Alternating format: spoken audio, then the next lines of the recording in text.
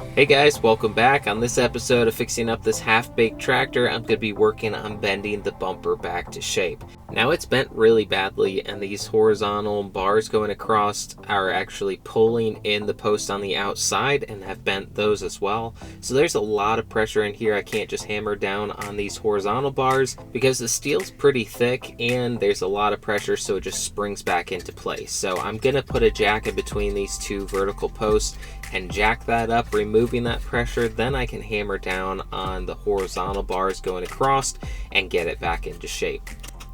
So I'll repeat this step several times until I can get both horizontal bars and the vertical post on either side as straight as I can.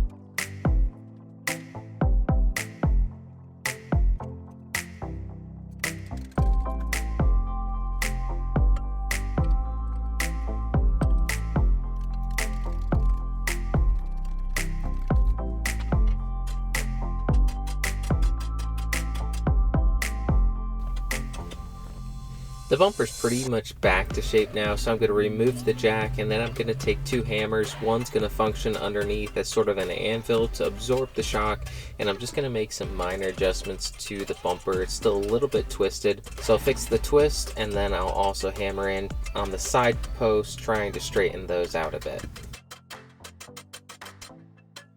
Alright, so this is what it looks like so far. It's looking pretty good. That top bar is really straight, like how that's turning out. But the bottom bar is bent a little bit, and I don't think I can get that bend out. I'll show you that in just a minute. The side posts are looking great. I need to do a little bit of adjusting once I take the bumper off.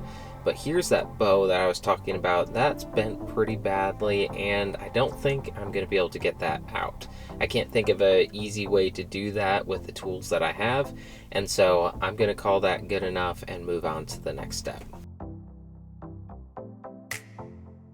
Once I have the bumper off, I can tell more what needs to be fixed, and the bumper's a bit out of square. It's leaning to the side, and so I'll take the jack and put that in between the bumper at an angle and jack it up. I'm bending it back to square, and then I'm going to go past just a little bit because once you take off the pressure, it will spring back into place. Once the bumper's square, I'm going to take a look at it once more and see if there's anything else that needs to be fixed. There's a little bit of adjusting I need to do on the vertical posts. There's a bit of a curve in them, so I'm going to fix that really quick. And then I'll give the bumper a quick sanding to smooth out all the paint that I just messed up.